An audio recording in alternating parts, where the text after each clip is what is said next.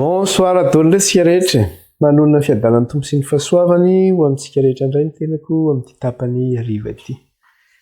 Resaka tamin'ny maraina iny mikasika ny trompetra fahenina zany ary mikasika le resaka hoe soavaly mandrapaka tahaka ny liona ny vavany mivoaka setroka mivoaka afo solofara izy inona ny resahany zany nefa nahita soavaly ohatr' zany ve nareo? Tsy mbola nahita aloha fa ny sary asehon'izay zany dia zao hoe faminaniany jaune izy io mikasika ireo fitaovam-piadiana mahery-vaika izay misy amin'izao vaninandro misy antsika izao zany no resahana amin'izy io zany ary avy amin'ireo nitondrana fahafatesana hoe ny ray ampatelo ny mponina ambonin'ny tany zany dia ho aripaka amin'izy io. Dia izay no resahantsika mikasika ny trompetra fahenina mbola hanoen'iny antsika satria mbola tsy vita le izy zany. Dia raha sitrapol'Andriamanitra moa dia miditra ihany koa tsika ny amin'ny fifampifandraisa zany na fampitahana amin'ilay toko fahenina ambin'ny folo dia ny kapoka fahenina na ny loza fahenina zany izay araraka ihany koa zany. Alohan'ny zavatra rehetra nefa dia manasa antsika indray araka hivavaka zany amin'ny anaran'i Jesosy. Vavaka ary sika. Jehovah Andriamanitra raha io. Raha eny amin'ny alalan'i Jesosy Kristy Tompo ianao miantso ny anaranao zay amin'ity hariva ety indray. Raha nosy hianatra ny teninao. Aoka ny iray ny fanainao masina no hirotsaka aminay amin'ny fahafenona ka izy no ampianatra anay indray ny teninao amin'ity ora sy fotoana ity. Sokafy ny fomba ampananay raha eo amantaranay ny sitraponao dia ny zava-miafy ny teninao zany. Eny dia ny faminaniana zany ny boky ny Apokalipsy. Sarotra ny teny ary iza ny mahalala fa ny fanainao nefa nanokatra ny fonay sy ny sainay namantaranay ny sitraponao. Ka raha mbola nosy hianatra ary izay raha io dia aoka ny fanainao mbola hiasa aminay hatrany amin'ny fahafenona hanokatra ny fonay sy ny sainay hamantaranay ny sitraponao. Mifona aminao zay ray ary mangataka famindram-posy famelan-keloka avy aminao ny amin'izay mety tsy famendrehana na mety fahotana vitanay tao anatin'izay fotoana ny sarana izay. Enina mety hoe tsy fanahinina azy. Ka dia mamindrafo aminay raha io. Mamelany elokairenao ko mangataka aminao zay Kristy io. Diovy amin'ny ranao zay ho afa-pahotana, sasao zay mba hadio, sasao zay voavela eloka. Amariny zay ny amin'ny ranao ary eka ny fanahinao hitantana anay sy hivimina anay ho amin'ny marina rehetra. Fa ny teninao dia manambara manao hoe lavy ny pito ny marina. Ka tsy izay dia mbola tsy tanteraka Tompo satria mbola eto amin'ity tany ity. Ka na dia miezaka ary izay manao ny tsara, manao ny marina eo anatrehanao dia mety mbola misy zavatra mahalavo anay ihany. Afao izay Tompo amin'izay fahalemena malaky mahazo anay. Ary aoka Jesosy ianao mihitsy no velona ao anatinay fa tsy izay tsy no velona. Mandehananay amin'ny fahamarinanao sy amin'ny fahamasinanao. Dia raina ny anaranao raha io dia raina ny anaranao Kristy io. Dia aoka ny fanainao raha mpianatra anay indray amin'ity hariva ity ny. Ny anaran'i Jesosy nandratanezany vavaka izany raha ito anatrehanao. Halleluja. Amen. Iroso ary tsika. Irosona tsika amin'ny lesona izany namarantsika anazy moa dia niresaka tsika ny amin'ny resaka le hoe nandrefesana le resaka radioactivité zany amin'ny resaka le hoe centrale nucléaire reny zany. Ka io misy fanetsiana kely fotsiny zany ataoko amin'ny resahako tamin'ny maraina mikasika anazy iny. Araka ilay nitenenina hoe ny olona anankiray zany raha tratran'ny exposition an'ilay radioactivité iny zany hoe irradie zany le olona anankiray dia hoe ny zavatra tokony hoe fetra tokony ho azon'ny olona zany raha olona anankiray dia hoe 1 millisivert zany par an tokony ho raisin'ny olona. Ary amin'ireo olona miasa amin'ireny centrale nucléaire reny zany dia ao anatin'ny taona anankiray tsy tokony mihoatra ny 20 millisivert ao anatin'ny herintaona. Zany hoe ho an'ny olona miasa amin'ireny zany dia 20 millisivert maximum zany ny tokony hoe tokony ho azon'ny olona zany. Fa raha vao mihoatra an'izay zany izy dangereux be. Dia nefa ny zavatra nisy dia zao ho an'ilay olona niasa tamin'ilay centrale nucléaire tany Japon tamin'ilay resaka hoe Fukushima zany dia efa nihoatra lavitra an'izany nahazo anazy dia tsy fantatra intsony zany hoe ahoana ny faran'ireny olona ireny. Satria raha nijery sika tamin'ireny misy fotoana nahita amin'ny vaovao foana izy ireny dia efa misy ambulance mitondra ilay mpiasa ao matetika mikasika an'ireny zavatra ireny zany. Misy ambulance zany mitondra an'izy ireny satria be dia be no tratran'ny contamination ary ilay contamination zany mihoatra lavitra any fetra zay tokony ho azon'le olona zany a no raisin'le olona zay miezaka nanidy ny fivoahan'ilay radioactivité tao anatin'lay centrale izany. Ny zavatra misy anefa dia zao no resantsika farany koa dia mikasika le resaka le hoe ahoana ny fipetraka an'izay eo ihany koa miresaka hoe environnement zany le toerana izay misy atsika zany dia zao hoe ny tany zany mety maharitra simba zany ny tany iny satria zany le radioactivité zany mijanona ela amin'iny tany iny. Ary ny biby ihany koa tahaka ny hoe omby na ondry na osy zany izay miborotehan'le bozaka na hoe mihinana le bozaka zany dia ny ronono avoakan'ireny omby reny zany nataontsika hoe reny ondry reny zany ka mihinana an'ireny ny olona zany dia tratran'le radiation koa zany ny olona mihinana an'ireny zavatra reny zany zany hoe mitondra aretina zany enchaîne zany le zavatra mifamindra zava-doza be le izy zany.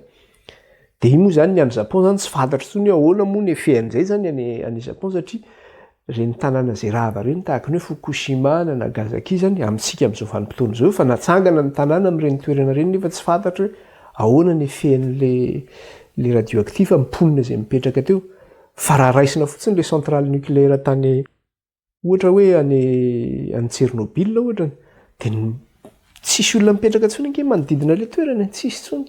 Tsy azo ipetrahana mihitsy le toerana fa zava-doza be. Ary nisy ara mpanao reportage reny mandeha any amin'le toerana zany dia mitondra an'le appareil fijerenan'le radioactivité dia plus izy manakaiky an'le centrale plus miakatra ambony be ny toan'le radioactivité zany. Zay mazava-doza le izy. Zay mikasika ny resaka hoe nucléaire ny resantsika izy zany satria ina moa nahatonga antsika ny resaka le izy le hoe ny arma ampiasain'ny zanak'olombelona zany mahatonga le fahafatesana amin'ny alalan'ny resaka le hoe ady. Ary ny loza hoentin'le izy koa rehefa avy eo satria zava-doza be le izy hoe bomba nucléaire no alefanao amboarina.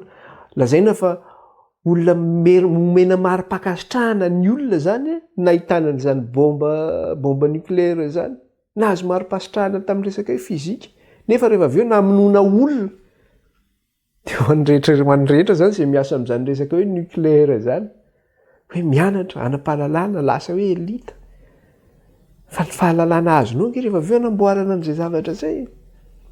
Tsika mieritreritra zay foana mantsy le izy ange tsisy hoe lafiny maharatsy azy satria ohatra zao tsika miresaka hoe ny olona mianatra momba n'izany resaka hoe nucléaire zany ohatra hoe physique nucléaire zany dia miresaka hoe anamboatra centrale nucléaire ianao ho fanatsarana zany azahoana énergie na io herinaratra azontsika io zany hoe anazavana antsika.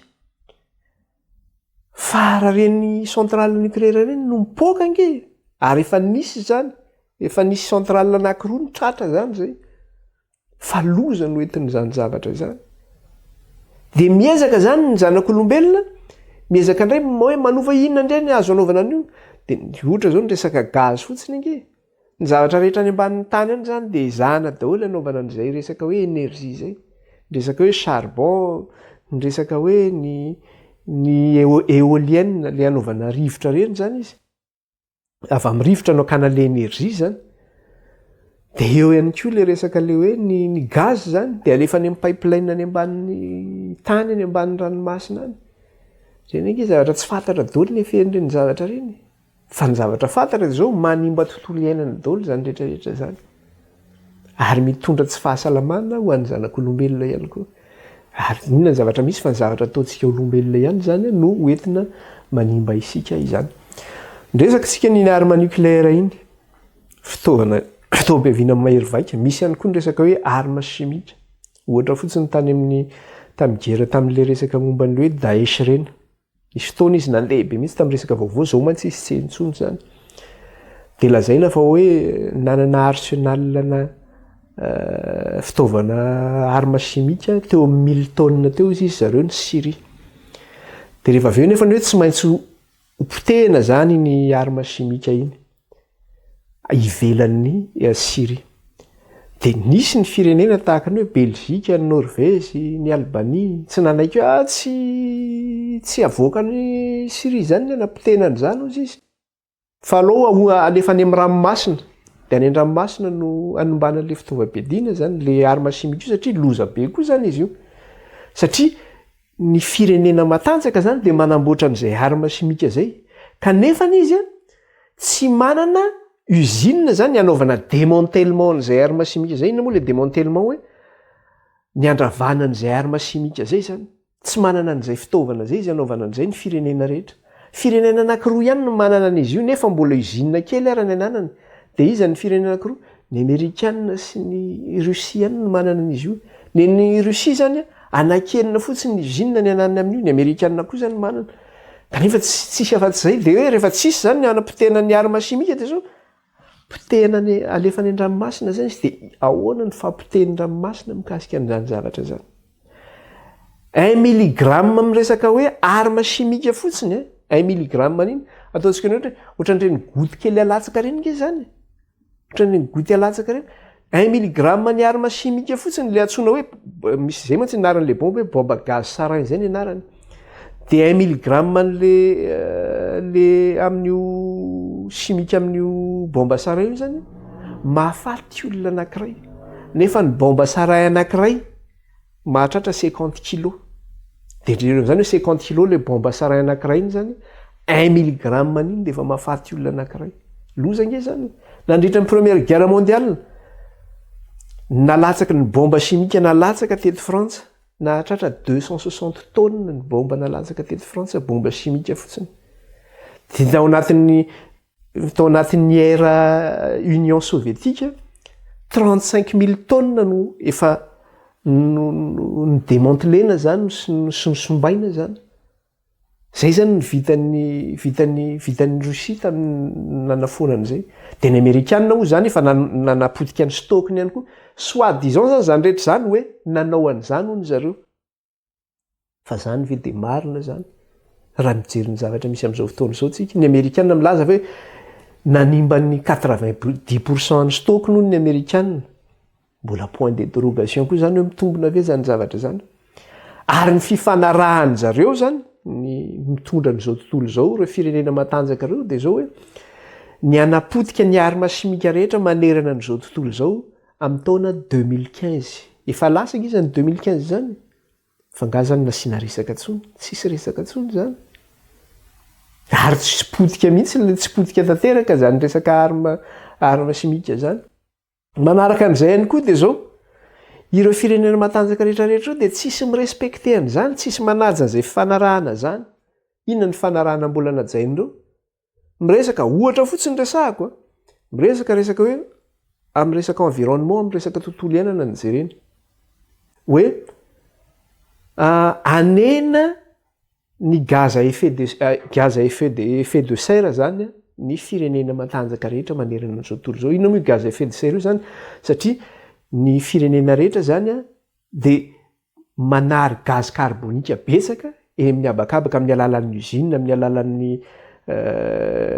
ny tomobile zay misy aminy sy ny zavatra rehetra zay misy aminy zany dia ny firenena matanjaka be reny ny tena manary gaz carbonika be dia be zany eny amin'ny abakabaka iny manimba le tontolo iainana dia misy traité ataony zareo zany fifanarahana hoe zao no atao mba tsy hanaovana amin'izay fa ireo indrindra ireo firenena matanjaka ireo indrindra reo mihitsy ny tena tsy manaja reo dia nefa tsika na tsika ny Madagasikara ary zany dia natsoina amin'ny fifanarahana io mba hanaja amin'izany inona sy fahasahiranany gasy ara tsy hita zay anaovana azy ny ahoana ny fomba anaovana zany satria ny ety andafy mantsy ohatra zao resaka le hoe énergie propre no atao zany ohatra hoe resaka tomobile zany dia hoe mampiasa tomobile électrique daholo ny mponina eto Europa zany na aty amin'ny pays occidentaux zany fa lafo be ny vidin'izany tomobile électrique zany na mponina eto raha tsy mahavita mividy an'izany dia atao hoe amin'ny Madagasikara ataona tomobile électrique daholo ny tomobile any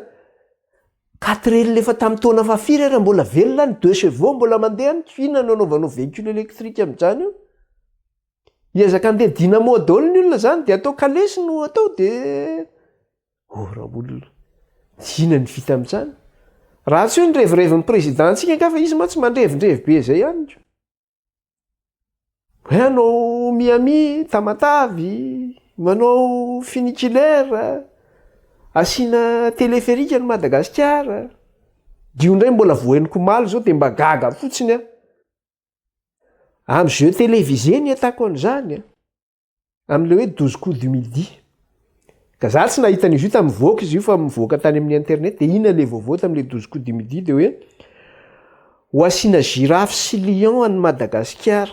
Dia efa maninona ny asiana girafe sy lion any Madagasikara. Zay zany le jeu tamin'ny télé. Dia efa maninona ny asiana an'izay dia hoe nazavainy zareo teo ny anton'ilay izy. Dia ny antony dia zao satria nivoaka le dessin animé Madagasikara dia tonga tany Madagasikara le lion sy le girafe amin'le dessin animé Madagasikara dia donc mba asiana girafe ihany koa sy lion Madagasikara. Dia mba ahoana re zany. Enjana koa no présidentsika io e.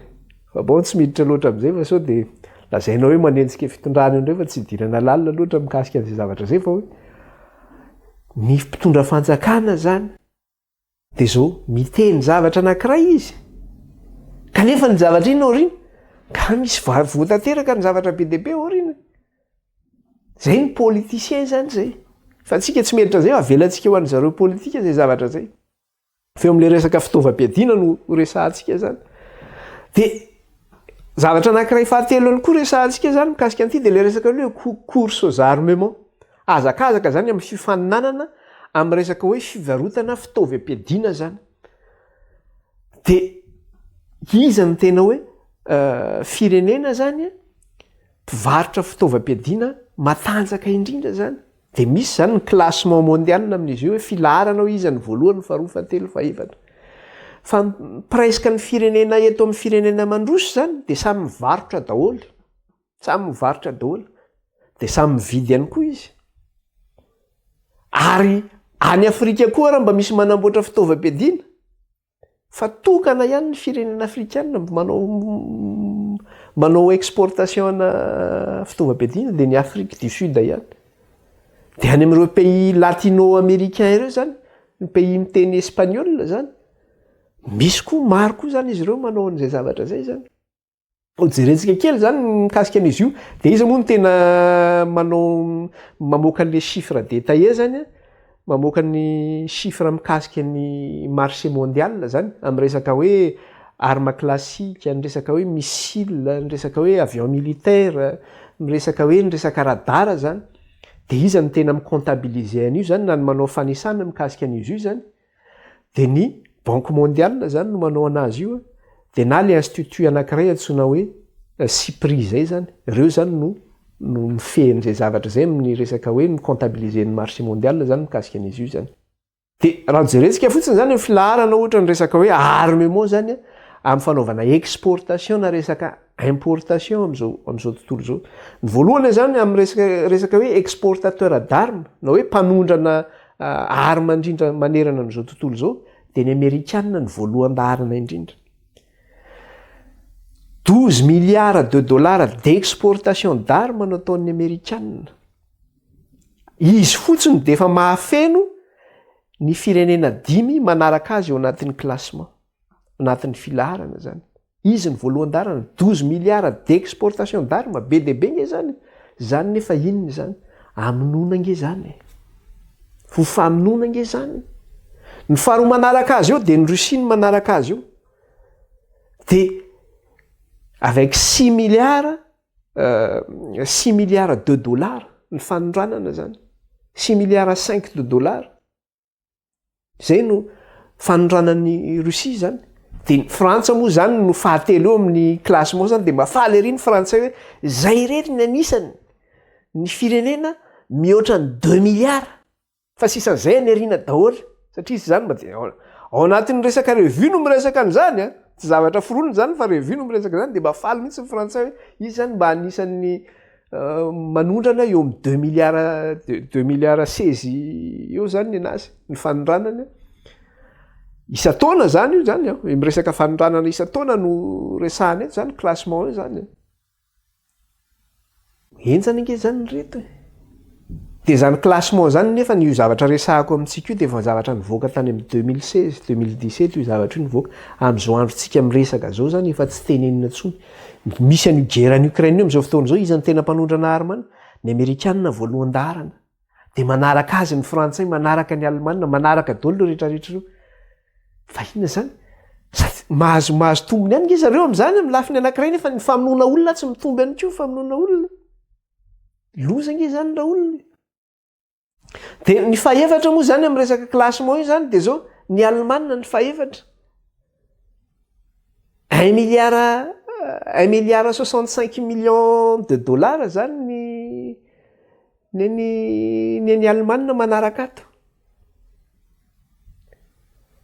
de eo amin'le fanondranana arma ihany koa zany a tsy azo jerena hoe ty pays ngeza be a de izy zany mety manondrana be na hoe ty kely de izy manondrana kely fa tsy arakarak'izay mihitsy fa ohatrany hoe ny israelita zany ny israel zany a eo amin'ny filarana fahadimy no misy anazy nefa manondrana izy 1,26 milliards de dollars d'exportation zany no ataony 1,26 milliards de dollars d'exportation ny ataony de manafatra ihany koa izy manao importation ihany koa izy 528 millions de dollars ny importation zay afarany amy resaka arma fotsiny zany ny ataon'ireo firenenareo zany de manaraka ao misy firenena maromaro manaraka ao fa tsy tsarotanitsantsika daholo izy fa ao ny Pays-Bas zany manaraka ao ny Chine manaraka ao ny Chine zao anisan'ny kely nefa ny pays ngeza be de ny Chine 1,13 milliards de dollars d'exportation zany ny azy ny ataony nefa Pays-Bas ndray pays kely zany hoe 13 fois inférieur à la France zany kely no France 13 fois kely no la France ny aben'ny Pays-Bas nefa izy manondrana 1,17 milliards de dollars no anondranana de io moa ny resantsika hoe tokana ihany ny pays africaine manondrana de ny Afrique du Sud de 74 millions de dollars ny azy no aondrany zany zay ny Afrique du Sud miaraka am'ireo pays miteny espagnol maromaro reo zany ko ao anatin'izay filaharana izay zany rehefa tena jerena zany zay classement zay na hoe filaharana amy fanondranana fitaovam-piadiana mahery vaika manerana zao tontolo zao de iza ny tena mpanondrana zany de ny pays occidentaux nge ny tena mpanondrana zany ny tandrefana ny pays tandrefana ny tena mpanondrana zany manerana an'izao tontolo zao mahatonga reo conflit mondial fa raha tsisy tsonge zany fitaovam-piadiana zany inona ny famonoana vokatra an'izany na nyreny resaka dahalo reny ary avaiza daholo ny fitaovam-piadiana nanan'ireny dahalo reny manafika an'ireny de mametra-panontaniana ianao fa zany hoe misy manohana zany reny le any Afrika reny ohatra hoe le any Soudan gera mipoaka am'izao fotoana zao avaiza reny arma reny fandonan'ireo tafika anankiroa reo avaiza zany zay zavatra zay de zay moa no jerentsika koa hoe ny destination an'le izy am'ireo commerce reo satria iza le manao exportation zany le hoe manondrana zany le hoe classement mondial hoe ny hitantsika teo hoe ny Amerikana, ny Frantsay, ny Allemagne, ny Russie, ny Chine, ny Pays-Bas sy ny maro samihafa zany de aiza ny pays zay andefasana n'ireny fitaovam-piadiana reny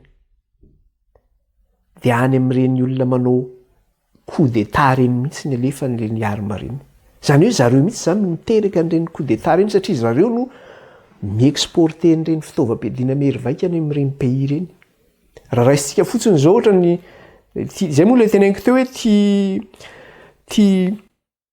ty zavatra hoentina chiffre ameko atsika ty zavatra efa nivoaka tamin'ny 2016-2017 no nivoahana izy ty zany hoe fa niova zany eo am'izao voanim-potoana zao de ny zavatra misy nefa de ty manao hoe raha ny Chine fotsiny zany satria raha hoe ny donner an'le commerce zany io afenina ny donner an'le commerce hoe ianona manondrana zao atao amin'ny pays ianona iny tsy de tena tenenina iny zany fa ny mpanao gazety no manao enquête zany mamoaka zay zavatra mba hitany zany de raha raisina fotsiny Chine zany de ny Chine eo amin'ny 5% ny commerce mondial amy resaka hoe arme classique fitaovam-piadiana classique zany ohatrany hoe roquette mitrailleuse resaka ohatr'ohatr' zany na hoe grenady resaka mortier zay zany resaka hoe arme classique de 5% ny commerce mondial zany de ny Chine zany manana anjara am'izay marché zay zany ny sinoa manana anjara 5% zay zany izy aiza nefa ny tena andefasana an'io fitaovam-piadiana an'io zany de raha raisitsika any am'ireny firenena zay tsy manaja ny zon'olombelona ozy zareo zany am' resaka hoe fitandremana ny resaka zon'olombelona ohatra ny resaka ohatrany hoe any Algérie ohatrany Angola, Bangladesh, ny Egypte, any Irak, any Jordanie, Kenya, Pakistan, République démocratique ny Congo, any Soudan zao nefa raikitra ny aby indrindra tamin'ny androny resaka nisy gera tany Libye reny de nisy le mpanonga fanjakana de nisy manoana araka fitaovam-piadiana ny rebelle, misy manoana fitaovam-piadiana ny fitondrana de ny sinoa nisany nanampy fitaovam-piadiana tamin'ny fitondrana tamin'ny teo ambanin'ny fahefan'ny Muammar Kadhafi. Zany zany inona nefa mitondra ady ange zany rehetra zany, mitondra famonoana zany rehetra zany. De any amin'ny pays tahaka ny Zimbabwe ihany koa de mandefa an'ireny obus mortier reny izy. Na resaka lanceur na grenade reny mandefa an'ireny zany izy am'zany.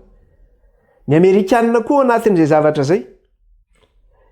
Arak'ilay tenentsika hoe izy ny plus grand exportateur ny armes au monde. Izy zany lehibe indrindra amin'ny fanontranana an'io.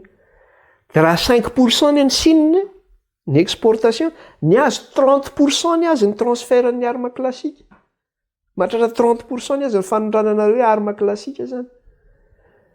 Ary ny firenena mifandraraha aminy am'izay fivarotana fitaovam-piadiana zay mahatratra 170 pays ny firenena zay mividy ny fitaovam-piadianany.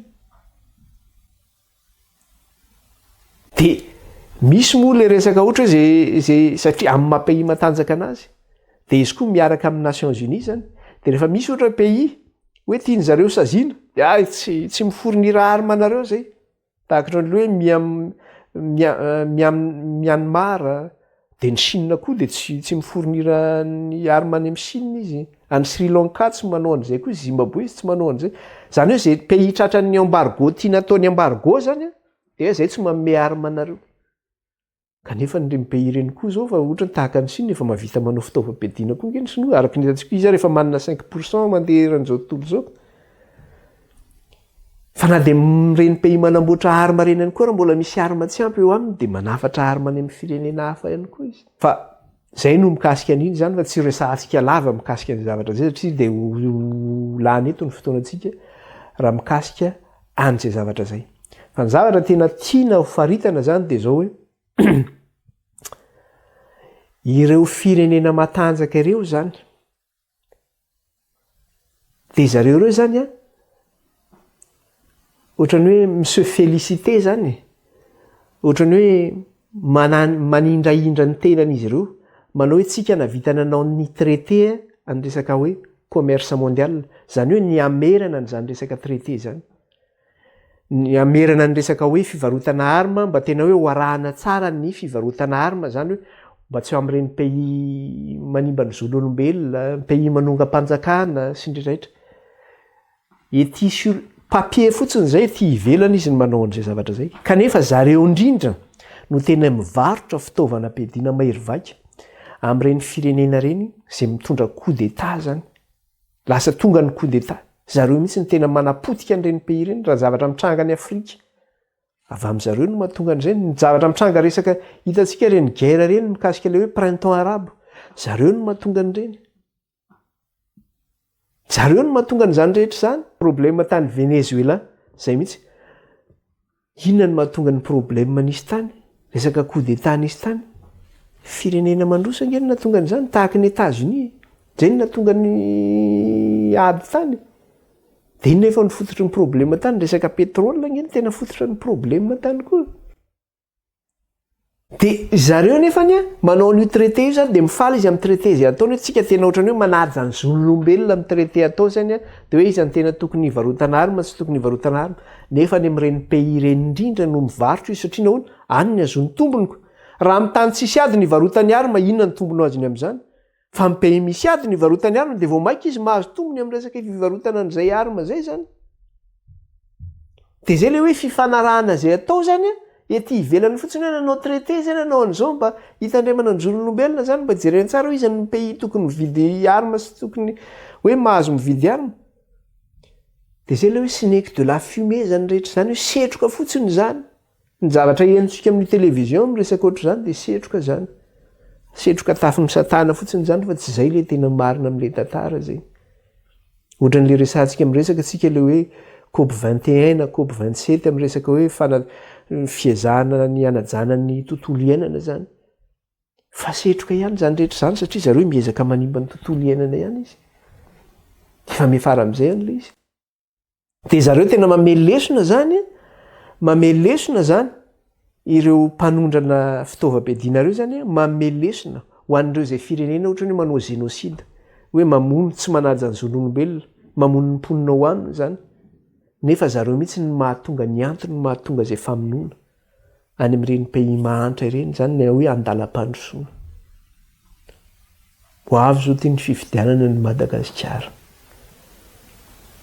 dia mampanahy mafy mihitsy moa izy ity zany hoe ahoana ny fandehan'io zavatra tsy maniry loza sarotro mba hoe tena mba milamina tsara manaja tsisy alabato tsisy ninona fa raha ny zavatra misy manerana izao tontolo izao dia tena atahorana ho ratsy mihitsy ity tantara ty ny Madagasikara fa dia zao ianao moa tsy mieritreritra an'izany intsony hoe ahoana na ny mponao Madagasikara nge tsisy miankina amin'izany intsony hoe fitondram-panjakana hoe mbola miankina amin'ny fitondram-panjakana satria ny sakafo an'ny olona androany tedavina androany ny sakafo an'ny rapitso tedavina rapitso betsaka ny olona tsy mihinan-kanina betsaka ny olona maty ny anohanana ka zany resaka politika izany ny olona tsy mieritreritra an'izany intsony fa dia zao ao amin'Andriamanitra misy ny fanantenana satria ny olona izay voahisy ny tomboka asian'Andriamanitra dia ireo no tsotratra n'ilay loza amin'ny resaka famonoana amin'ny alalan'ireo fitaovam-piadiana mahery vaika ireo izay afafin'ny firenena mandroso zany any amin'ny firenena mahantra izany raha ny vanim-potoana zany izay misy atsika amin'izao vanim-potoana zao dia tena hoe anatin'ny vanim-potoana ny ady presque hoe io ilay teneninao anatin'ilay teny manao hoe na ireo anjely efatra ozy izy izay novahana zany fa voaomana ho amin'ny ora ho amin'ny andro ho amin'ny volana ozy izy zany hoe tsy misy fotoana zany tsy hainonao ady manerana an'izao tontolo izao fa maheno ady ianao na filazana ady na famonoana amin'ny alalan'ny ady amin'ny alalan'ny basy raha ny États-Unis fotsiny resahana tamin'ity taona ity fotsiny resahana tsy zao sika taona 13 any am-pianarana efa misy école 5 sahady nefa na famonoana misy famonoana amin'ny école zany hoe misy mpianatra zany ataontsika hoe mety hoe mpianatra tamin'ilay école taloha na hoe mpianatra mbola amin'ilay école dia mety nisy zavatra tsy nahafaly azy na mety hoe nanambaninana azy dia miverinao amin'ilay école izy dia tofiriny daholo zay azony tofirinao amin'ilay fianarana zany vokatry ny fahendrena sy fahalalan'ny olombelona zany dia inona nefa ny ambadika an'izay satana nge no mampirisika an'izay famonoana amin'ny alalan'ny basy famonoana amin'ny alalan'ireo arme de guerre rehetrarehetra ireo zany dia be ny faty olona hoe ny ray apatelony zany ozy izy rehefa novahana ny anjely efatra dia navela hamono izy ny ray apatelony amin'ny alalan'inona satria izy no nitazona le ady zany tsy izy dia le ady nefa avy amin'ny alalan'le soavaly no nivoaka le ady satria amin'le soavaly ozy izy dia manaona manana fiarovatratra tahaka ny afo ozy izy tahaka ny ankita ozy izy eo mivavana izy tahaka ny vavan'ny liona mandrapaka ozy izy dia mivoaka afo ozy izy mivoaka solofara mivoaka setroka dia amin'ino ozy izy no amin'ny ray apatelon'ny olona ozy izy nefa tsika amin'izao fotoana ian'izao koa ao anatin'le hoe fiazakazahana ara-teknôlôjia zany tena hoe mahery vaika ny teknôlôjika amin'izao fotoana zao kanefa ny fitaovam-piadiana vitan'ny teknôlôjia koa dia efa tsy hairefesina intsony koa eo zany amin'izao fotoana zao tsy hoe mandefa hélicoptère de combat intsony ianao na hoe mandefa mig ianao fa drone no alefa zany hoe resaka robotika zany no resahana eto amin'izao fotoana zao arme robotika zany fitaovam-piadiana amboarina amin'izao fotoana zao dia ny drone ireny no alefa zany tsisy pilote iny tsisy ninona téléguidena fotsiny iny dia asiana mandeha amin'ny toerana anankiray dia mandatsaka bomba amin'ny toerana anankiray dia potika ny tanàna anankiray zany no fitaovam-piadiana amin'izao fotoana zao zany izany rehetra zany nefa dia zao hoe trompetra efa mitsoka zany hitantsika amin'izao fotoana zao trompetra efa mitsoka zany amin'izao fotoana zao ary tsy mijanona zany io Zany hoe le loza zany efa tena mitatao eo amintsika tsiraray avy le loza. Vao mipoaka fotsiny io gera tany Ukraine io de teneniko atsika fa tety Frantsa fotsiny de efa natahotra sy nangozozo ny mponina tety Frantsa. Ireo collègue miresaka any ampiasana de ozatra lahy miomana ary zalahy fa de efa ho antsonitsika andeha hiady lazaina fa tamin'ny andro ny dadabe atsika ozy izy nisy ny ady ny deuxième guerre ny première guerre fa tonga amintsika ty zavatra ty ozy izy ry zalahy ho avy ty troisième guerre ty amin'ty guerre ny Ukraine ty raha zao no mitoy ozy izy de efa ho antsona miantso miaramila atsika fa de efa mivonona ry zalahy fa de tsy maintsy hiady zany de vo ratsy tantara ty zalahy matahotra ny olona am'le izy hoe hipoaka ty zavatra ty zany hoe tsy le lozagna efa mitatao ambaravarany tsiraray avy io tsy misy mieritreritra hoe ny sasany ihany fa tonga eto ambaravarana koa satria le ady zany mahenika ny firenena rehetra le izy ary mahamono sy mahafaty le izy de raha vao miresaka zany tsika le hoe trompetra fahenina de inona ny resahan'le trompetra fahenina ty miresaka ady zany ty trompetra fahenina ty miresaka fandringanana zany ty trompetra fahenina ty de verenantsika leo amin'le toko fahasivy andininy fadimy amby folo apokalipsy toko fahasivy de vakitsika ny andininy dimy amby folo ka hatramin'ny fahavalo ambin'ny folo de ahoana ozy izy teo verenantsika vakina kely mikasika an'iny de novahana ny anjely efatra zay voaomana ho amin'ny ora sy ny andro sy ny volana ary ny taona mba hahafaty ny apatelon'ny olona ary nisan'ny miaramila ny soavaly de roa alinalina na hareny isany aho ary toy izao no nahitako ny soavaly teo amin'ny fahitana sy izay nitaingina azy manam-piarovatratra tahaka ny afo sy ny ankita ary ny solofara izy ary ny lohan'ny soavaly dia tahaka ny lohan'ny liona ary misy afo setroka ary solofara mivoaka avy amin'ny vavany ireo loza telo loha ireo dia ny afo sy ny setroka ary ny solofara izay mivoaka avy tamin'ny vavany no nahafaty ny apatelon'ny olona izany de arak'le voalaza zany le izy manao hoe io zavatra resahana ato amin'ny nambarany jauna io zany mikasika le fitaovam-piadiana io de faminanina ny amin'ny fitaovam-piadiana mahery vaika zay misy am'izao vanim-potoana iainantsika am'izao fotoana zao fa tsy hainy jauna zany no naninona no nanao ny description an'le izy nanao description hoe ahoana moa nitenenany jauna hoe tanky iny migy iny de nysoratany ny boky ny apokalipsy hoe migy fanga tam'izany mbola nisy zany fa tam'izany rehefa mandeha miady de soavaly ny tengenana am'izao rehefa raikitra ny ady de tanky ny tengenana ny migy ny tengenana ny avion de guerre na ny bateau de guerre ny tengenana zay ny tengenana zany de amin'ny endriky ny soavaly iny de le soavaly nefa lazay ny jauna fa mamoaka afo le soavaly mamoaka setroka mamoaka solofara de reny le bomba alefany reny le famonona amin'ny famonona hoetiny reny satria afo angeny basy raha mipoaka iny basy mirehitra afo zany raha zay ny azo ilazana anazy angambany de eo ihany koa la hoe fiarovatratra vy izy iankita solofara ny fiarovatratrany mila resaka radara am'izao fotoana zao raha misy avion mandeha na ohatra zany de efa misy protection anti-radara reny tsy hitanao hoe ino le avion de guerre fa mandalo nefa afo no entiny iny aveo efa mirefitra voagago fa avaizy ny zavatra iny no tonga avany zay le izy zany amin'ny fitaovam-piadiana tsy fantatra tsony am'izao fotoana zao de toizantsika le izy andiny fahasivy amby folo fa efa nyresantsika lava mikasika an'iny de ahoana andreo izy amin'ny andiny fahasivy amby folo ary ny herin'ny soavaly de eo mivavany sy ny rambony fa ny rambony de tahaka ny menarana sady manandoha ka ireny no entiny mampahory ny herin'ny soavaly ozy izy de eo mivavany ary tsy eo mivavany ihany satria teo mivavany le atantsika le hoe afo mandevona mivoaka ny vavany io zany setroka sy solofara fa tsy eo mivavany ihany ozy izy fa izay ihany koa eo mivavany sy eo mirambony izy de toy izany le izy fa ny rambony de tahaka ny menarana sady manandoha ka ireny no entina mampahoro izy izy eo mirambony koa zany misy ny heriny fa tsy eo mivavany ihany fa ny rambony izy de tahaka n'inona tahaka ny menarana manandoha izy ka am'ireny ozy izy no entiny mampahoro zany no entiny mahafaty dia mametraka fanontaniantsika manao hoe efa nianarantsika teto mikasika le resaka hoe rambo. Inona moa ny atao hoe rambo? Ny atao hoe rambo dia hoe mpaminany sandoka na hoe mpaminany mampianatra lainga. Zany hoe ao anatin'ny famitahana zany io. Ny zavatra misy anefa dia zao,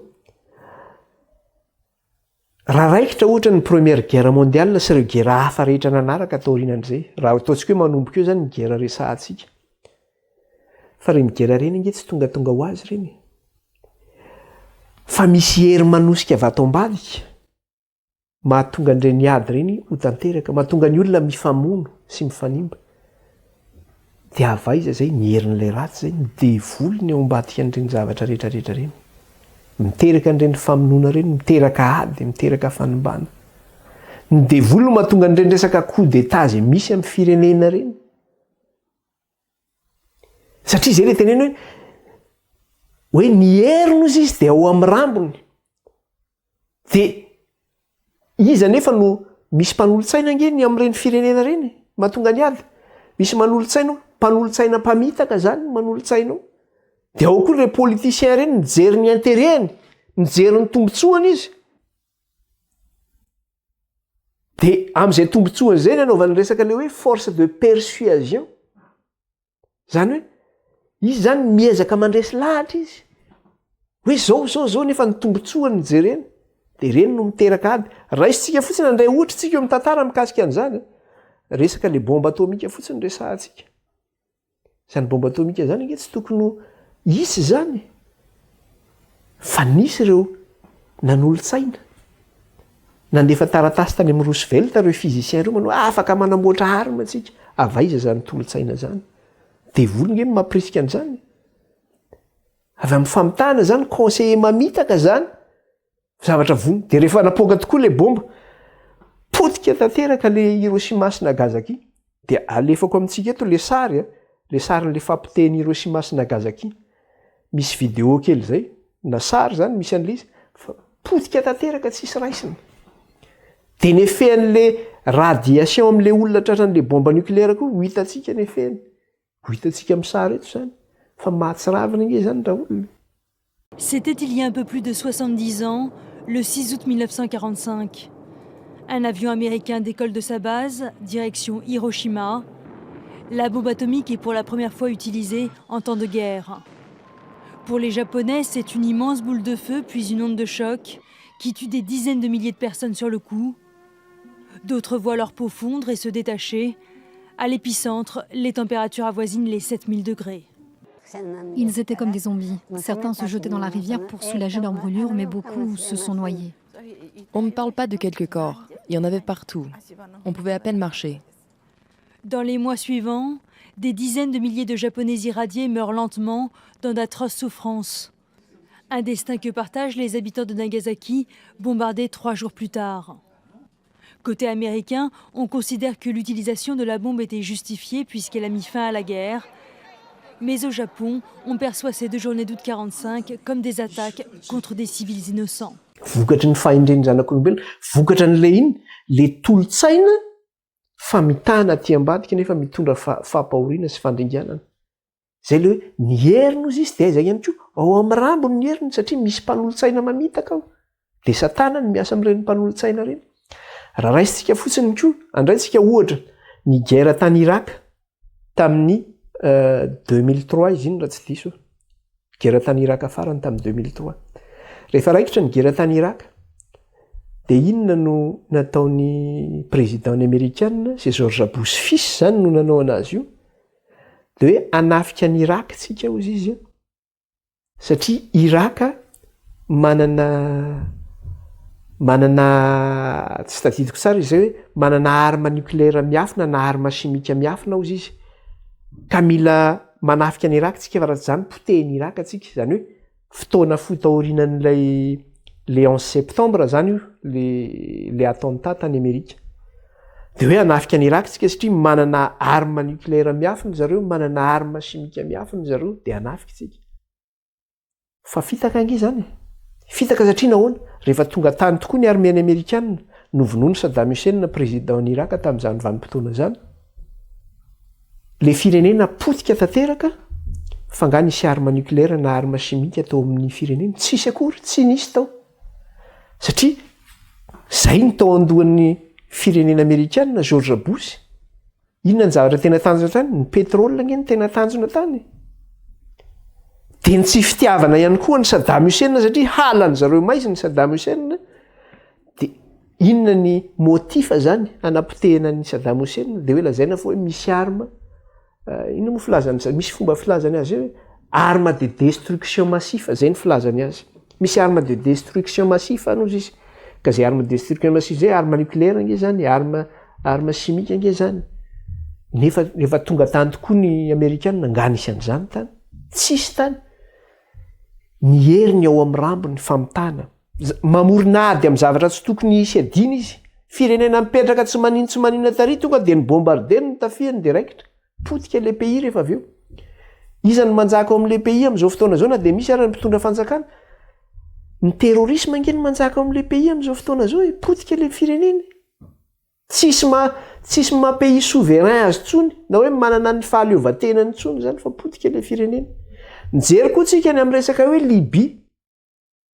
Libye tamin'ny androny Muammar Kadhafi no mitondra ny Libye firenena nandroso zany tena nanana ny naizy azy ny firenena Libye zany inona nefa ny zavatra nisy tao Libye rehefa nandeha ny campagne électorale taty andafy tamin'ny 2007 izy iny raha tsy diso ahako zany hoe nisy fifidianana filoham-pirenena teto Frantsa de ny fifidianana tam'izay resaka Sarkozy ny lany mpitondra fanjakana ny zavatra nisy anefa de zao rehefa lany mpitondra fanjakany Sarkozy nisy fifanarahana nataony tamin'ny Muammar Kadhafi tao présidentny Libye nisy zay fifanarahana zay taorina nefany inona ny zavatra mitranga nisy fifandonana teo amin'ny président Sarkozy sy ny président Muammar Kadhafi de rehefa nisy fifandonana tam'izay de namoaka secret ny gouvernement tany Kadhafi nanao hoe zay nge nanoana ny Nicolas Sarkozy izy tamin'ny fifidianany nandeha vaovao tamin'ny télé zany de nandeha ny enquête hoe tena nanoana ny président Sarkozy tokoa zareo tamin'ny fifidianana inona nefa ny zavatra nitranga tezitra mafy Sarkozy tamin'izay de nitady moyen izy anapotehana ny Kadhafi de ny moyen tedavina anapotehana ny Kadhafi lazaina fa hoe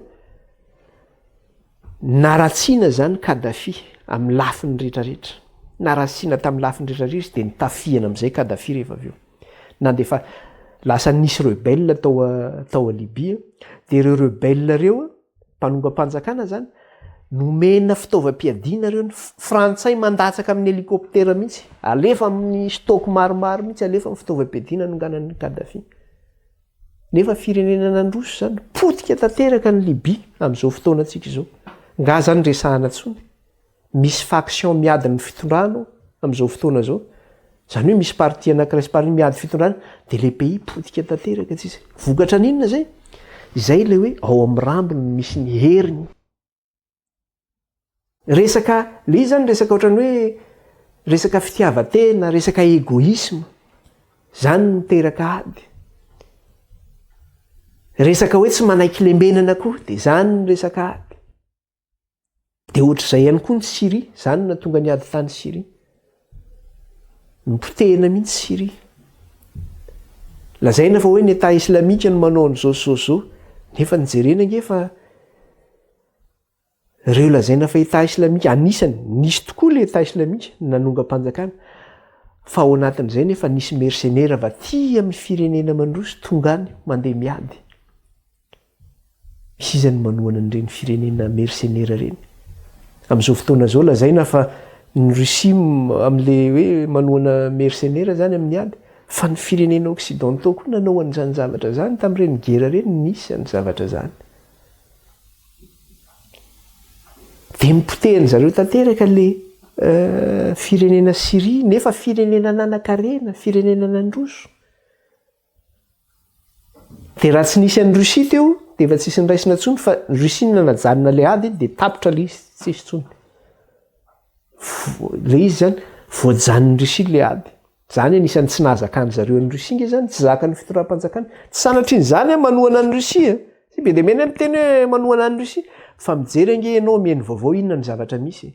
Fa raha mihaino tsika ny information amin'ny télévision, zavatra enotsika amin'io dia fitaka sy lainga ange ao amin'ny rambony misy ny heriny. Ireo nge mampiasa ny télévision dia asena mihinana lainga ny olona.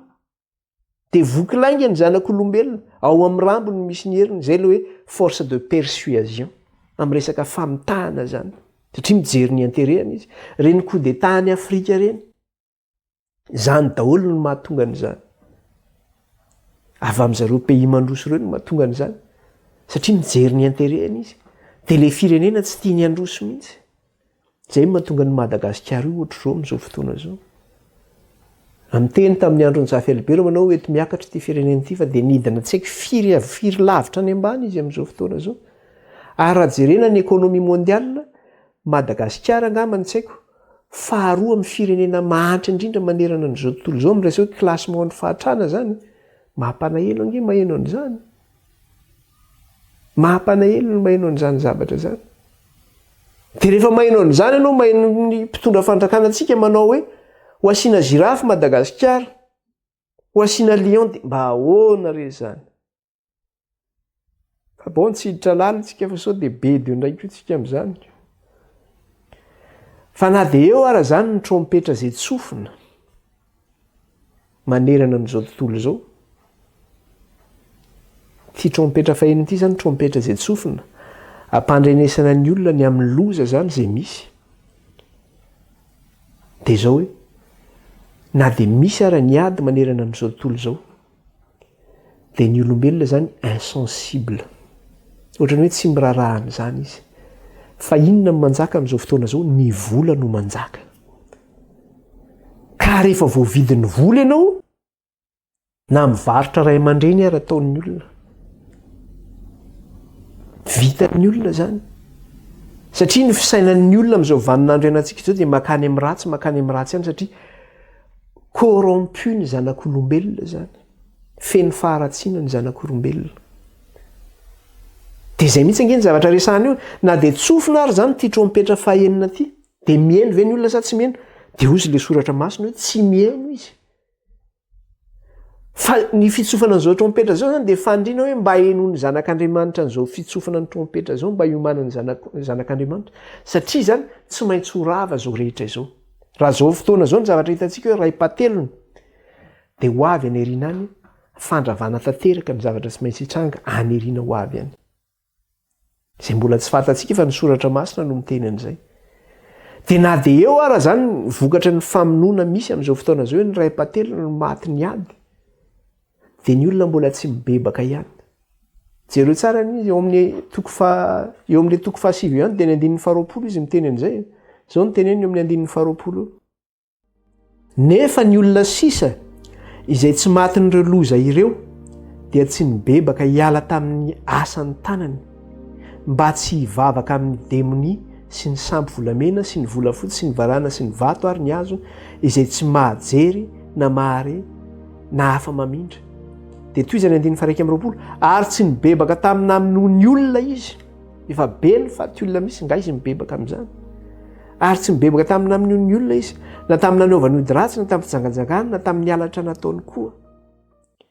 Vokatra zany rehetra zany dia ozy izy ny olona sisa ozy izy izay tsy matin'ireo loza ireo dia tsy nibebaka hiala tamin'ny asan'ny tanany. Tsy mety hibebaka zany izy. Na dia misy ara ny faty olona miapatrapatra, tsy mety hibebaka izy. Tonga zany ny antso fibebana hoe mibeba ianareo fefakaiky ny fanjakan'ny lanitra satria ny fitsofana ny trompetra fahenina ange dia manambara fefakaiky ny fanjakan'ny lanitra. Manambara an'izay. Dia izao mibeba ianareo fefakaiky ny fanjakan'ny lanitra. Ho avy Jesosy, rediredinareo kristianina zany. Ho avy ange ty farany ty ny trompetra izay tsofina eto. Ny fahasimban'ny tontolo iainana izay misy, ny zavatra rehetra izay misy iainantsika zany amin'izao fotoana izao. Dia fitsofana ny anjomara manao hoe efa akaiky ny fanjakan'ny lanitra. Fa ny olombelona zany dia rediredin'ny kristianina zany. Efa oviana lazaina fa ho avy Jesosy zany. Misy fiangonana anankiray izay mba tena mahafana-po izy io. Ny fiangonana adventista zany. dia mitory an'izany foana izy, ho avy Jesosy, ho avy Jesosy, ho avy Jesosy. Efa 40 taona ny orenan'izany fiangonana adventiste zany, efa nanomboka tany amin'ny 1844 tany zany nanomboka ny mouvement adventiste zany. Hatramin'izao iainantsika zao hoe ho avy Jesosy, fa mbola tsy tonga Jesosy. Dia ozy ny olona miteny zany Jesosy zany, efa nitoriana fa ho avy Jesosy. Fa ny soratra masina miteny dia miteny manambara manao hoe Jésus vient bientôt ozy izy. Fa le bientôt ty mety ho androany, mety rapitso, mety ho afaka herintaona, mety afaka 10 taona, mety afaka 100 taona, mety afaka 400 taona, tsisy malala. Fa zao ny zavatra misy dia ty. Raha maty androany ianao, mino ve ianao fa ahita ny fiavian'i Kristy eny amin'irony lanitra? Raha maty ny ady ianao, mino ve ianao fa handova ilay fiainana mandrakizay? Fa ny fiavian'i Kristy dia tsisy malala na ny orana ny fotoana, fa ny zavatra miteneniny dia zao. Misy famantarana izay omeny. Fa amin'ny fiavian'i Kristy dia misy ady sy fandravana. Io le trofon'ny trompetra fahaenina io ady sy fandravana io. Alohan'ny fiavian'i Kristy dia zao, ireo loza voalaza rehetra amin'ny trompetra enina izay nitsofina rehetra tao, zavatra efa hiainantsika amin'izao fotoana izao hoe zany, famantarana efa hitantsika izao amin'izao vanim-potoana hiainantsika izao zany rehetra zany. Ary efa tonga izany famantarana izany dia tena manakaiky tokoa izany fanjakan'Andriamanitra izany. Zany hoe tena mbola antso fibebahana zany izao. Satria ny fitsofana ny trompetra fahaenina mahita an'ireo ady manerana an'izao tontolo izao, ny fanjokana-panjakana sy ny zavatra maro samihafa, sy ny fitonganan'ny faharatsiana izay misy zany amin'ny fahabibian'ny olombelona, satria raha amin'izao vanim-potoana izao iainantsika izao mbola tsisy fahabibiana ohatr' izany misy eto amin'ity tany ity, raha oharina amin'ny talony amin'ny iainantsika amin'izao fotoana izao zany. Fa inona ny zavatra ataon'ny olona rehefa miantso an'izay ianao hoe mibebay ianareo fa akaiky ny fanjakan'ny lanitra, hoe ho avy Jesosy, mifarana ny tantaran'ity tany ity. Dia miteny ratsy an'Andriamanitra indray ny ataon'ny olona. Manaraby ny ataon'ny olona, maniratsira ny ataon'ny olona, zany ny ataon'ny olona rehefa mitory an'izany ianao. Jereo angefa zany ny teneny atao amin'ny Petera ato, Petera faharoa, ndantsika atao amin'ny Petera faharoa. Petera faharoa toko 7. Inona ny zavatra resahany ato? Eo alohan'ny Apokalipsy io misy an'izy io fa tsy lavitra. Petera faharoa toko 7 dia ny 7 ka hatramin'ny 7. Dia jereo tsara ny zavatra teneny, inona ny zavatra ataon'ny olona mikasika ny amin'ny fiavian'i Kristy zany. Petera faharoa toko 7 7 ka hatramin'ny 7. Fa fantatrareo voalohany indrindra fa amin'ny andro farany, tsika zany hoe fa miaina amin'izany vaninandro farany zany. Dia ozy izy fa fantatrareo voalohany indrindra fa amin'ny andro farany dia hisy mpaniratsira, avy anirantsira, mandeha araka ny filàna, ka manao hoe aiza ny teny fikasany ny amin'ny fiaviany. Fa hatrizay ny diny razana mandry dia maharitra tsy miova ny zavatra rehetra, eny hatramin'ny nanaovana izao tontolo izao. Dia ahoana ozy izy toizana ilay vaky teny? Fa miniajamba ireo ka tsy mahalala fa nisy hatramin'ny ela ny lanitra, ary nisy tany koa izay niseho tamin'ny rano, sady rano no nanaovana azy tamin'ny tenin'Andriamanitra. Ary rano koa no nandravana izao rehetra izao taloha tamin'ny nanasaforany azy. Zany hoe efa nisy tany, ty tany ity namboarin'Andriamanitra tamin'ny alalan'ny rano, kanefa ity tany ity koa efa niravan'Andriamanitra tamin'ny alalan'ny rano. Fantatra zany fa nisy izany. Dia ahoana ozy izy? Ary rano koa nandravana izao rehetra izao taloha tamin'ny nanasaforany azy. Fa izao lanitra sy tany ankehitriny izao, zany hoe izao iainantsika izao, dia no azony izany teny izany ho amin'ny afo, ka tehirizina ho amin'ny andro fitsarana sy fandringanana ny ratsy fanahy. Izany hoe ity tany tsika ity zany izay iainantsika ity, dia no azony izany teny zany ihany, le teny nanaovana ny lanitra sy ny tany, le teny nandravana ny tany tamin'ny alalan'ny rano. Dia io teny ihany koa no mbola hoentina mandrava izao tontolo izao amin'ny alalan'ny afo. Le tenin'Andriamanitra io zany no hoentina mandrava izao tontolo izao amin'ny alalan'ny afo. Araka le teniny hoe dia ho azony izany teny izany ho amin'ny afo, ka tehirizina ao amin'ny andro fitsarana sy fandringanana ny ratsy fanahy. Isy zany maro izy no anirantsira, ilaza no hoe hatramin'izay nidiny razana fa izay nodimandry. fa nga mbola tonga zany Jesosy zany. Efa nilazana nge zany efa tamin'ny andron'ny apôstôly nge nilazana ho avy Jesosy zany. Ho avy zany fanjakan'Andriamanitra zany. Fa nisy famantarana nomeny Kristy. Ary ireo famantaranareo izay nambaran'i Kristy any amin'ny Matthieu 4:20 izy miresaka an'izany. Dia hitantsika amin'ny alalan'ireo trompetra izay tsofinareo. Aty amin'ny trompetra fahenina izao miresaka ady sy filazana ady izy. Tonga amin'izany vanim-potoana izany tsika amin'izao fotoana izao. Ary raha ny zavatra misy mety hipokatra any amin'ny 3e guerre mondiale ny tantaran'ity tany ity. Dia hoy izy ianao hoe mbola rediredin'ny kristianina zany fa ho avy zany. Ahoana hoy ny tenin'Andriamanitra? Fa ny maso rehetra hita azy ozy izy na dia izay nandefina azy azy rehefa ho avy amin'ny roalanitra izy ho hitan'ny maso rehetra izany fiaviany zanak'olona zany. Eo no voagaga hoe ve tena ho avy tokoa ity Jesosy ity? Aiza ny toerana misy ianao amin'izay fotoana izay? Dia ity tany misy antsika ity zany dia izao horavana amin'ny afo zany izy ity. Efa hitantsika amin'izany fotoana izao amin'ny fitrofana ny trompetra ny resakitsika ny amin'ny resaka hoe may ny apatelon'ny tany ozy izy amin'ny alalan'ny afo. Hitantsika izany fahasimban'ny hazo manerana n'izao tontolo izao. Iza no mampirehitra an'ireny afo ireny? Jehovah no mampirehitra an'ireny afo ireny. Ireo bomba nucléaire ireo ny firenena rehetra matanjaka dia manana an'izany. Ny bomba izay miafina any ambanin'ny tany rehetra any. Fa rehefa tonga tokoa io farany io mirefitra daholo ireny rehetra ireny, ireny centrale nucléaire ireny, amoahana herinaratra ireny mirefitra ireny, vita daholo. Nga misy azo raisina. Ankoatran'izay koa mbola ho avy ny kintana hiraraka amin'ny tany ozy izy. Ny météorite zany mienjery ety amin'ny tany ety. Fa rehefa mipoaka nge zany rehetra zany. Fa nga misy fiafenana any ambanin'ny tany izay amboarin'ny zanak'olombelona ka misy havonjy azy na ny kely azy. Tsy misy mahavonjy anao na ny kely na motra bonikera any ambanin'ny tany ary ianao hiafenanao. Io efa niresahantsika teto io tamin'ny resaka antsika ny amin'ny tombo-kase fahaenina. Inona zavatra hitantsika eto anatin'izay tombo-kase fahaenina izay miresaka hoe ireo andriana na ny manam-pahefana na ny andevo na ny mpanan-karena na ny manitra na ny mpitondra fanjakana ozy izy dia hiafina ny anaty teny mbany tendrombohitra izy ka ilaza amin'ny tendrombohitra manao hoe menjerana aty aminay ozy izy. Fa iza ny ajanona eo anoloan'ilay mipetraka eo ambonin'ny seza fiandrianana zao izy sy eo anatrehan'ny fahefan'ny zanak'ondry sy ny fahatezeran'ny zanak'ondry. Zany ige ny zavatra misy. Manamboatra fiarovana izy, hiarovana ny tenany. Fangaza maro azy rehefa tonga zany rehetra zany.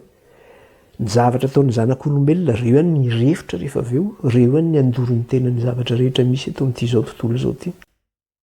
Raha ohatra fotsiny hoe misy ataka nucléaire iray fotsiny misy amin'izao fotoana izao, 75 à 100 millions de personnes no faty amin'izany raha misy ataka nucléaire iray fotsiny. Nefa ny firenena rehetra manana an'izay dia iza no velona amin'izany. Dia ahoana izy ny tenin'Andriamanitra toy izy nilay izy teo amin'ilay Petera teo, Petera 2:7, ny 9:9 ka hatramin'ny 10. Dia ahoana izy izy? Nefa ry malala, izao zavatra iray aloha izao no aoka tsy ho adininareo. Ny indray andro amin'ny tompo dia toy ny arivo-taona, ary ny arivo-taona toy ny indray andro. Ny tompo tsy mahela ny teny fikasany araka izay ataon'ny sasany ho fahelany, fa mahari-po aminareo izy ka tsy tia nisy ho very fa mba ho tonga amin'ny fibebahana izy rehetra. Inona ny zavatra niresahana teo? Fiantsoana fibebahana nge ny natao e. Ary izao antsony trompetra izao dia mbola fiantsoana fibebahana izao. Manambara manao hoe ora olona mifo azy ianareo. Fa hifarana nge ny tantaran'ity zavatra rehetra izay misy atsika ity. Fa raha misy olona zany maniratsirana izany tenin'Andriamanitra izany, manarabo izany tenin'Andriamanitra izany, dia ahoana izy ny tompo tsy mahela ny teny fikasany araka ny ataon'ny sasany ho fahelany, fa mahari-po izy ka tsy tia nisy ho very fa mba ho tonga amin'ny fibebahana izy rehetra. Noho ny famindrampon'Andriamanitra zany mbola mahavelona antsika amin'izao vanim-potoana izao. Fa Andriamanitra tsy mahela ny teny fikasany. Andriamanitra dia fitiavana. Ny fanindrin'Andriamanitra dia izao mba tongavan'ny olona amin'ny fibebahana rehetra hoe ny olona rehetra no voavonjy. Kanefa ny zavatra ataon'ny olombelona dia inona ny zavatra ataon'ny olombelona? Maniratsiran'Andriamanitra indray no ataon'ny zanak'olombelona. Tapitra indray ny fotoanantsika. mbola misy zavatra resahana farany io zany efa anatin'ny lesona io eo amin'le andininy faharoapolo tapany faharoa sy ny andininy faraiky amin'ny roapolo fa tsy voajeritsika mikasika an'izy io ho resahantsika amin'ny lesona manaraka zany mikasika an'izy io dia amin'ny lesona manaraka tsika dia zay no resahantsika zany fa tapitra tray ny fotoanantsika na dia teanoy aza isaorantsika amin'ny tompony zavatra rehetra ivavaka tsika isaotra an'Andriamanitra re Jehovah Andriamanitra raha io mankalaza anao zay midery anao zay ary manome voninahitra anao eny mananatra avy ny anaranao zay rehetra amin'izao ko mandrakizay raha io manamasinana eny amin'ny teninao ny teninao ny fahamarinana miasa zao tontolo zao Andriamanitra ny amin'ny fandringanana amin'ireo fitaovam-piadiana mahery vaika miasa ihany koa ireo mpanolo-tsaina mahafa-po ny amin'ny famitahana mahatonga teraka ady sy fandringanana manerana zao tontolo zao izy anefa ny ombadika izany fa ilay satana devoly Andriamanitra ianao nefa miantso fibahana ho an'ny tsirairay avy fa misy fanantenana tokoa ho an'izay miankina aminao mba tsy ho very izay rehetra mino azy fa hanana ny fiainana mandrakizay dia raina ny anaranao raha io ka lazay ny anaranao any manamasinana ireny amin'ny teninao ny teninao ny fahamarinana ny anaran'i Jesosy nanondratana izany vavaka izany ry teto anatrehanao aleloia amen dia izay indray ny fotoanantsika tamin'ity an'ity isaorana ny tompo lehibe dia mandra-pionana indray ary baibai daholo tsika rehetra